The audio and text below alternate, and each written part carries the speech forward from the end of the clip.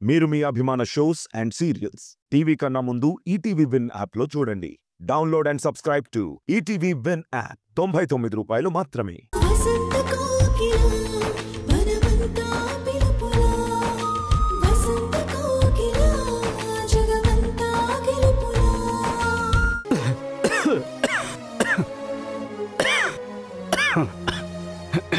నాన్నా, ఏమైంది? ఎందుకలా దగ్గుతున్నారు? ఒంట్లో బాలేదా? బానే ఉందమ్మా. మీకు జలుబు కూడా ఉన్నట్టుంది కదా. పదండి నాన్న, హాస్పిటల్కి వెళ్దాం. దగ్గొస్తే హాస్పిటల్కి ఎందుకమ్మా? డాక్టర్ ఫీజని టెస్టులని 1000 రూపాయల దాకా లాగేస్తారు. ఆ 1000 ఉంటే ఇంటి ఖర్చులకు పనికొస్తుంది కదా. నేను మీ ఆరోగ్యం గురించి మాట్లాడుతుంటే మీరేంటి నాన్న డబ్బు గురించి ఖర్చుల గురించి చెప్తున్నారు? మీ ఆరోగ్యం కన్నా డబ్బేం ఎక్కువ కాదు. ముందు మీరు లేవండి. కానీ మీ నాన్నకి డబ్బే ఎక్కువైందమ్మా.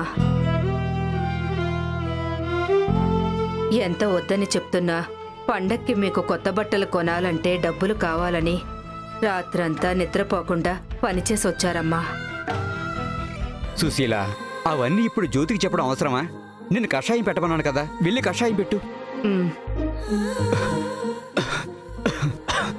యారా, సుశీల మీద ఎందుకు కోపడతావురా?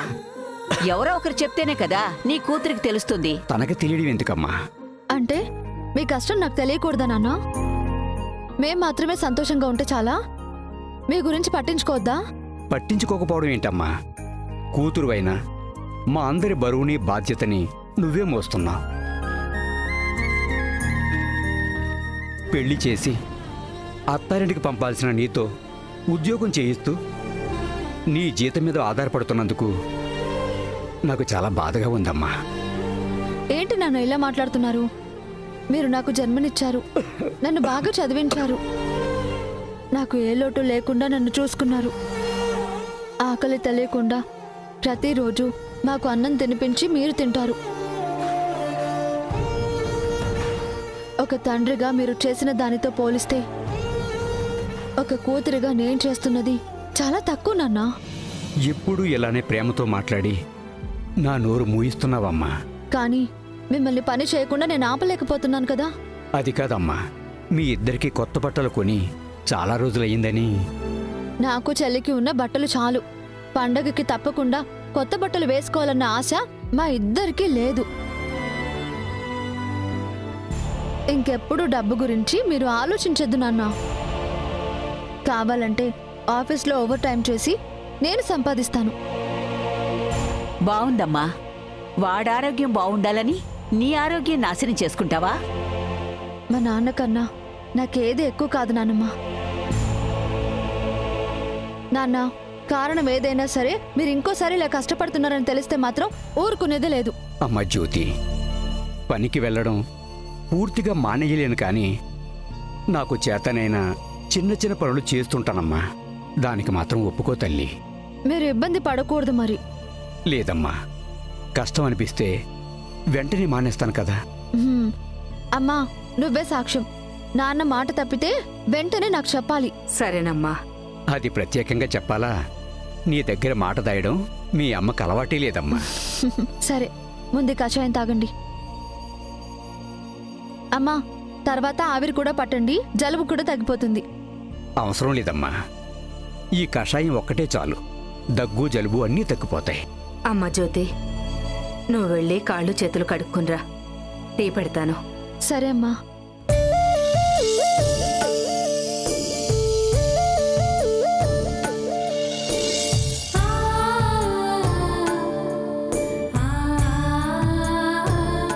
నారాయణ, నువ్వు దగ్గితేనే జ్యోతి ఎంత కంగారు పడిపోతుందో చూసావా? తండ్రి ఆస్తిని ఎలా పంచుకోవాలా, ఎంత వాటా లాక్కుని పోవాలా అని చూసే ఈ రోజుల్లో డబ్బు కన్నా నాన్నే ముఖ్యమనుకునే కూతురుండడం నిజంగా నీ అదృష్టంరా. అవునమ్మా, ఏ జన్మలోనూ చేసుకున్న పుణ్యమం మీదంతా. అమ్మ అని పిలవడానికి ఈ ఇంట్లో నీతో పాటు 2 కూతుర్లు ఉన్నారు.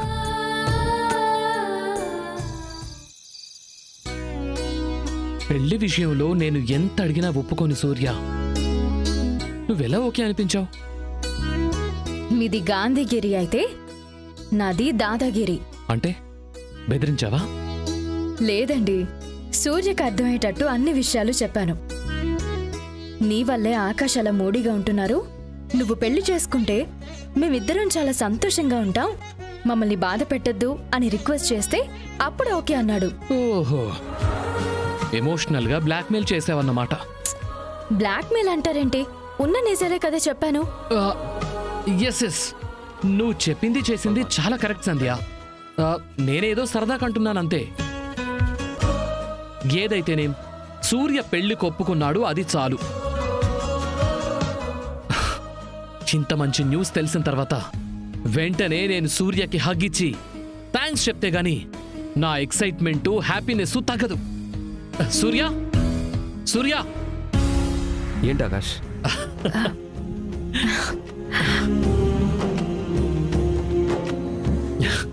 సూర్య మై బెస్ట్ ఫ్రెండ్, మొత్తానికి పెళ్లికి ఓకే చెప్పినందుకు థ్యాంక్స్. ఈ ముఖ్యేదో ఉదయాన్నే చెప్తే ఈ రోజంతా మౌనవ్రతం చేసేవాణ్ణి కాదు కదా. ఏమో, నువ్వెంత సీరియస్గా తీసుకుంటావని నాకేం తెలుసు. నీకు సంబంధించి ఏ విషయమైనా నేను సీరియస్గానే తీసుకుంటాను, సాధించే వరకు వదిలిపెట్టను. ఈ పెళ్లి విషయంలో మాత్రం ఇదిగో క్రెడిట్ మొత్తం సంధ్యకే దక్కింది, అది ఇంకా హ్యాపీ అనుకో. ఓ, మీరిద్దరూ చాలా ఎక్సైట్ అవుతున్నారు, కానీ ఒక లాజిక్ మిస్ అవుతున్నారు. లాజిక్కా? అదేంటి? నేను ఓకే అన్నంత మాత్రాన పెళ్లి జరిగిపోదు. అమ్మాయిని వెతకాలి, ఆ అమ్మాయికి నేను నచ్చాలి, తనకి వాళ్ళ తల్లిదండ్రులకి నా గతం గురించి అన్నీ తెలియాలి. ఆల్రెడీ పెళ్ళైన నాకు మళ్ళీ పెళ్లి చేయడానికి వాళ్ళు ఒప్పుకోవాలి. ఇవన్నీ సాధ్యమయ్యే పనులు కాదేమోనని నా strong feeling. Where there is a will there is a way. Surya, నువ్వు ఒప్పుకున్నావు కాబట్టి మిగిలిన విషయాలన్నీ నేను చూసుకుంటాను. You don't worry. నీ ప్రశ్నలు అనుమానాలు అన్నీ దాటుకుంటూ నీతో జీవితాంతం తోడుగా నిలిచే ఒక అమ్మాయిని ఆ దేవుడు ఎక్కడో ఒక చోట పుట్టించే ఉంటాడు. తనని వెతకడమే మా కర్తవ్యం. సంధ్య, మా మామయ్యకి చెప్పి మంచి సంబంధం చూడమని చెప్తాను. నువ్వు కూడా దివ్యతో మీ కలీగ్స్తో మాట్లాడు. సరేనండి, చెప్తాను. దివ్య వాళ్ళ ఊరు వెళ్ళింది, అక్కడ కూడా ఏదైనా సంబంధం ఉందేమో చూడమంటాను. ఊరు, పేరు, కులం, గోత్రం ఏదైనా సరే అమ్మాయి మంచిది, తనని అర్థం చేసుకునేదైతే చాలు. ఆడపిల్లల తల్లిదండ్రులు కూడా మీ అంత హడావిడి చేయరు. తొందరగా పెళ్లి చేసి అప్పగింతలు చెప్పి నన్ను తరిమేసేలా ఉన్నారు. ఎక్కడికి తరిమేసేది? నీకు పెళ్ళైనా కూడా నువ్వు నీ భార్య ఈ ఇంట్లోనే ఉంటారు, మనమంతా కలిసే ఉంటాం. అంతా చాలా విచిత్రంగా ఉంది. విచిత్రం ఏంటి? గతాన్ని మర్చిపోయి ఫ్రెండ్గా మారిపోయి నా బాగు కోసం ఆలోచిస్తున్న నువ్వు, ప్రాణాలు కాపాడినందుకు జీవితంలో ఉద్యోగంలో పార్ట్నర్ని చేసిన ఆకాష్, మీరిద్దరూ అమ్మ నాన్న స్థానంలో ఉండి నా సంతోషాన్ని బాధ్యతగా తీసుకోవడం నిజంగా చాలా చాలా గొప్పగా ఉంది. ఇలాంటి విషయాలు అనుభవించడానికి ఎంత గర్వంగా ఉంటాయో ఎవరికైనా చెప్పుకోవడానికి కూడా అంతే వింతగా ఉంటాయి. ఎవరికో చెప్పుకోవాల్సిన అవసరం ఏముంది? మనలో మనం హ్యాపీగా ఉంటే చాలు. ఇలానే ఉంటాం ఆకాష్, నాకు నమ్మకం ఉంది. సంధ్య, ఈ హ్యాపీ మూమెంట్లో ముగ్గురం కలిసి డిన్నర్ చేద్దాం. ఏదైనా స్పెషల్ ఉండవా? సూర్య ఓకే చెప్పిన తర్వాత స్పెషల్ చేయకుండా ఎలా ఉంటానండి? అన్నీ మీకు నచ్చిన వంటలే ఉండాను. అయితే ఇంకెందుకు లేటు, పదండి ఒక పట్టు పడదాం. పదండి.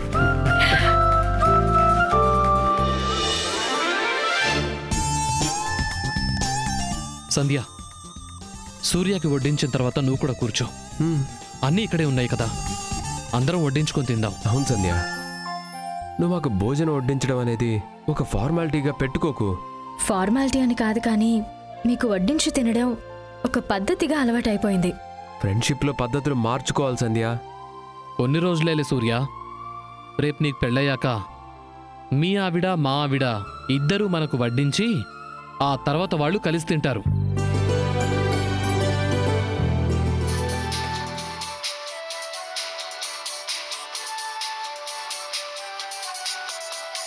ఏమండి అమ్మా నాన్న ఫోన్ చేస్తున్నారు.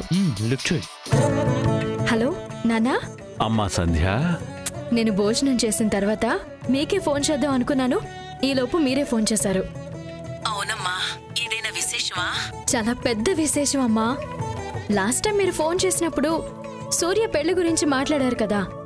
సూర్య పెళ్లి చేసుకోవడానికి ఒప్పుకున్నారు.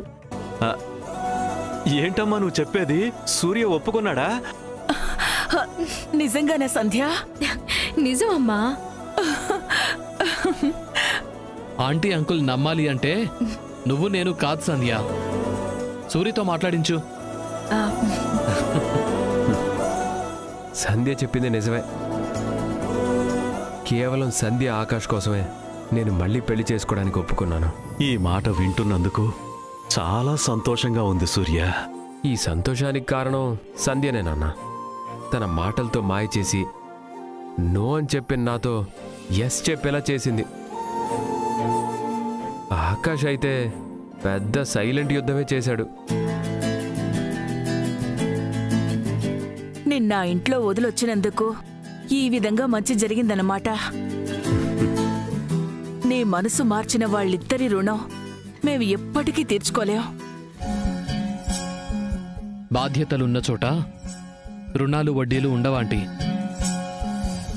సూర్య మీకు పేగుబంధమైతే నాకు స్నేహబంధం. నిజం చెప్పాలి అంటే సూర్యకు పెళ్లి చేయాలన్న ఆలోచన వచ్చింది, సూర్య మనస్సు మార్చింది సంధ్యనే. సో ఈ విషయంలో మీరేం పొగడాలనుకున్నా ఆ క్రెడిట్ మొత్తం సంధ్యకే ఇవ్వండి. క్రెడిట్లు డెబిట్లు ఏం వద్దు, కానీ మీరు తీర్థయాత్రలు ముగించుకుని తొందరగా ఇంటికి రండి. ఇక్కడ చాలా పనులుంటాయి. అలాగేనమ్మా. ఆంటీ అంకుల్, మన సూర్యకి మంచి సంబంధం చూడాలి అని నేను సంధ్య రేపటి నుంచి వేట మొదలు పెట్టబోతున్నాం. మా ప్రయత్నం సక్సెస్ కావాలి అని దేవుణ్ణి మొక్కుకోండి. తప్పకుండా ఆకాషు. ఈరోజు గుళ్ళో దేవుడికి దండం పెట్టుకుంటూ సూర్య మనసు మారాలి అని కోరుకున్నాం. ఇంట్లో దేవత వల్ల ఆ కోరిక నెరవేరింది.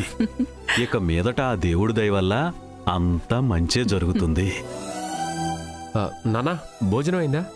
గుళ్ళోనే తిని హోటల్ రూమ్కి వచ్చేసాం. మీరు భోంచేశారా?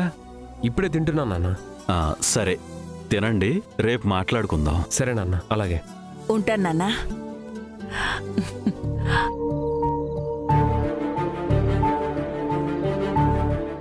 వీడియో కాల్ చేస్తుంటే వాళ్ళ ఆనందాన్ని డైరెక్ట్గా చూసేవాళ్ళం కదా. ఇప్పుడు కాదండి, సూర్యకి అమ్మాయి నచ్చి ముహూర్తాలు పెట్టిస్తాం కదా, అప్పుడు చేద్దాం. చాలా కాలం తర్వాత అమ్మ నాన్న ఇంత సంతోషంగా మాట్లాడుతుంటే విన్నాను.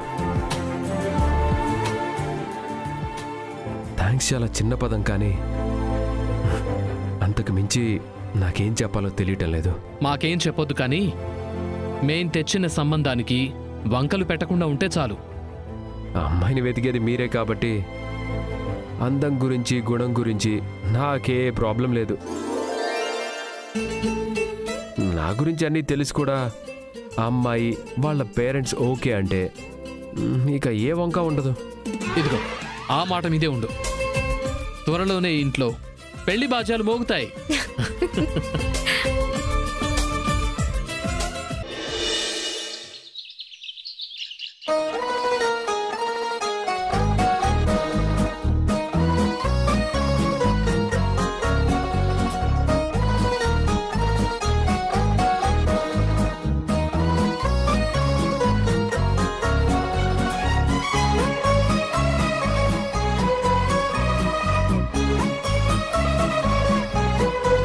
ఇటివ్వు.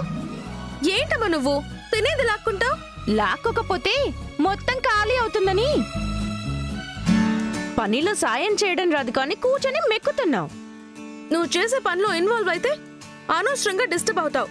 అందుకే సైలెంట్ గా నా పని నేను చేసుకుంటున్నాను. ఏంటే నీ పని? వంటింట్లో డబ్బాలని ఖాళీ చేయడమా?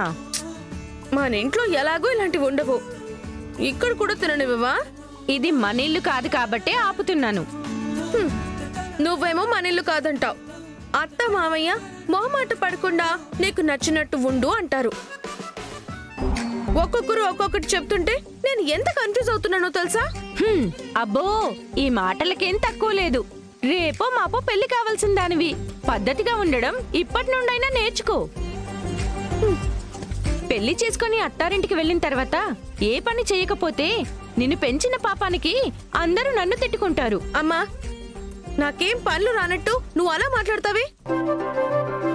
నువ్వింట్లో లేనప్పుడు ఎన్నిసార్లు వంట చేయలేదు, ఎన్నిసార్లు ఇల్లు శుభ్రం చేయలేదు. ఇక్కడికి వచ్చిన తర్వాత రెస్ట్ తీసుకుంటున్నాను అంతే. ఈ వయసులో రెస్ట్ తీసుకోవాల్సింది నేను, పనులు చేయాల్సింది నువ్వు.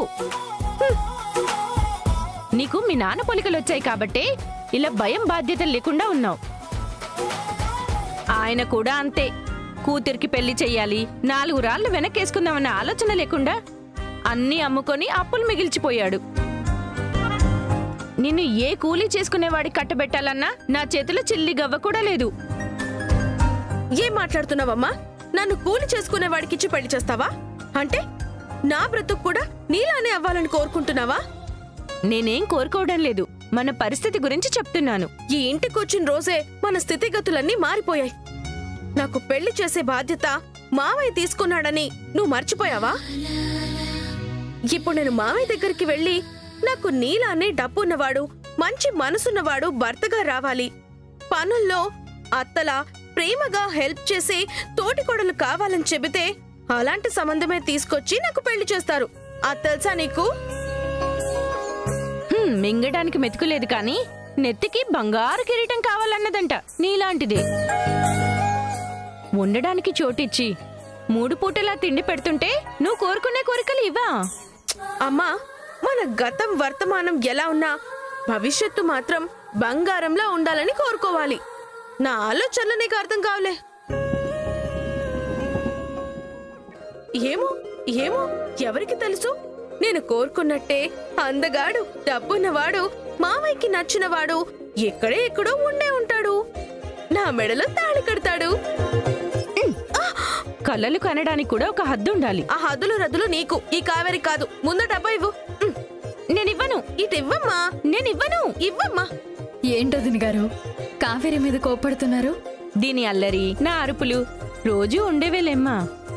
ఏం లేదత్తా, నాకు ఆకలిగా ఉండి ఈ పల్లీలు తింటుంటే మా అమ్మ తప్పు, అలా తినకూడదు అని తిడుతుంది. ఇందులో తప్పే ఉంది? నీకు నచ్చింది తినే హక్కు నీకుంది. అమ్మా, విన్నావా? వదిన గారు, వంట నేను చేసేదాన్ని కదా, మీకెందుకు శ్రమ? అయ్యో, ఇందులో శ్రమేముందమ్మా? నా కూతురులాగా నేను ఖాళీగా కూర్చొని తినలేను కదమ్మా. ఏదో ఒకటి చేయనివ్వు. మీరేం చేయకపోయినా ఇక్కడ అడిగే వాళ్ళు ఎవరూ లేరు. ఆ గరిటెలా ఇవ్వండి, నేను వంట చేస్తాను. పర్లేదమ్మా, వంట అయిపోవచ్చింది. మళ్ళీ నువ్వు చేపెట్టడం ఎందుకు? వెళ్ళత్తా. వంట ఏమాత్రం తేడా వచ్చినా లాస్ట్ లో నువ్వొచ్చి చెడగొట్టావు అంటుంది. ఆ కామెంట్లు రిమార్క్లు నీకెందుకు? నా మాట విని నువ్వు వెళ్ళు. మా అమ్మకి సహాయం చేయడానికి నేనున్నాను కదా. సాయం నువ్వు? అవును, నేనే. నువ్వు వెళ్ళొత్తా. మా అమ్మని నేను హ్యాండిల్ చేస్తాను. సరే, నువ్వు కానివ్వు.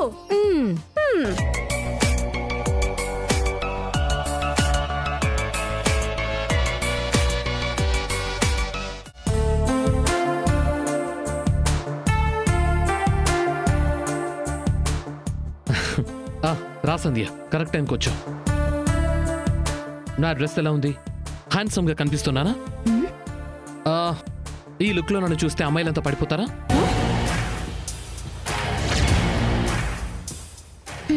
అమ్మాయిలు పడ్డానికి, మీరు మురిసిపోవడానికి తమరు బ్రహ్మచారి కాదు, అది మర్చిపోకండి. ఏదో సరదాగా అడిగాను గాని, ఇంత అందమైన భార్య ఇంట్లో ఉంటే ప్రపంచ సుందరి ఎదురొచ్చినా పక్కకు పో అని తోసేస్తానే తప్ప చూపు తిప్పుకోను సంధ్య. అబ్బో, అవునా? ఏంటి, నా మీద నమ్మకం లేదా? సరే అయితే నువ్వు నాతో పాటు బయటకు వచ్చి టెస్ట్ చేయి. నా నిజాయితీ ఏంటో నిరూపిస్తాను.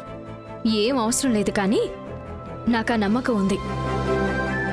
మీతో ఒక ముఖ్యమైన విషయం చెప్పాలండి. ఏంటది? కిచెన్లో మీ అక్క కావేరి పెళ్లి గురించి మాట్లాడుకుంటున్నారు. కావేరి ఏమో చాలా ధైర్యంగా నా పెళ్లి గురించి నువ్వేం టెన్షన్ పడకమ్మా, మావయ్య ఉన్నాడు అంటుంటే పాపం వదిన గారు మాత్రం టెన్షన్ పడుతున్నారండి. టెన్షన్ ఎందుకు సంధ్య? కావేరి చెప్పింది నిజమే కదా. తన పెళ్లిని నా బాధ్యతగా తీసుకున్నాను కదా. ఆ బాధ్యత నెరవేర్చే టైం వచ్చిందండి. ఏంటి సంధ్య నువ్వు చెప్పేది? మనం సూర్యకి సంబంధాలు చూడాలనుకుంటున్నాం కదా. బయట అమ్మాయిని వెతికి తీసుకొచ్చే బదులు కావేరితో పెళ్లి చేస్తే?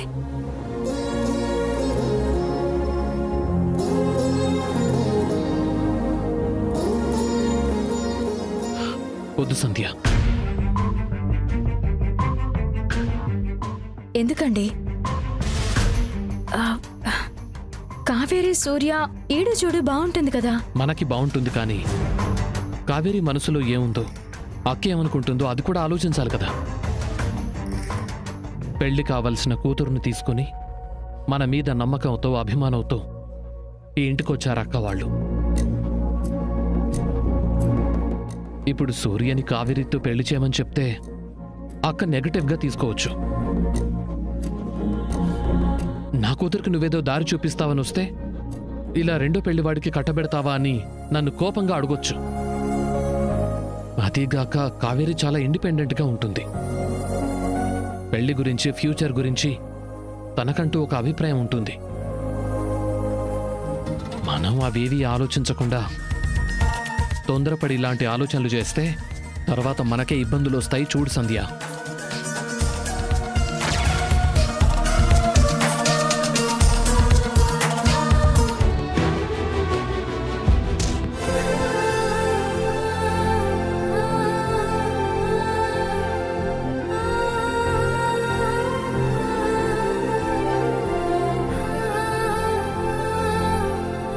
ఏదో అర్జెంట్ పని ఉన్నట్టు తల తుడుచుకుంటూ నడిచే బదులు ఎక్కడో చోట కూర్చుంటే ఏ సమస్య ఉండదు కదా. తల తుడుచుకుంటూ వస్తున్న నన్ను మీరు కూడా ముందే చూసుంటే అప్పుడు కూడా ఏ సమస్య ఉండేది కాదు. నీతో వాదించడం అనవసరం, టైం వేస్ట్. నాకు మాత్రం ఫేవరెట్ టైం పాస్.